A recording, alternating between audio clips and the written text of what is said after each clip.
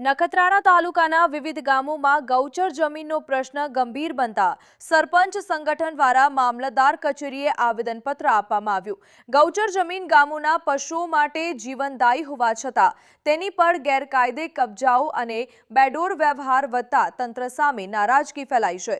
સરપંચ સંગઠનના પ્રતિનિધિઓએ જણાવ્યું કે 1980 પહેલાની ગૌચર સરવૈયાની તાત્કાલિક પુનઃ ચકાસણી કરી ગેરકાયદે કબજાઓ દૂર કરવાની જરૂરિયાત છે। વિવિધ ગામોના સરપંચોએ સ્પષ્ટ કર્યું કે ગૌચર જમીન વિના પશુપાલન અને ખેતી જેવી મુખ્ય આજીવિકાઓ પર ગંભીર અસર થાય છે।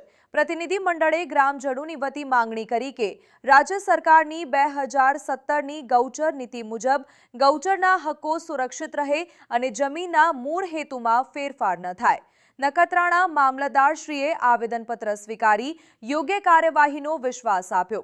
સરપંચોએ ચેતવણી આપી કે ગૌચર મુદ્દે યોગ્ય પગલાં ન લેવાય તો લોકશાહી માધ્યમથી આંદોલન તેજ બનશે।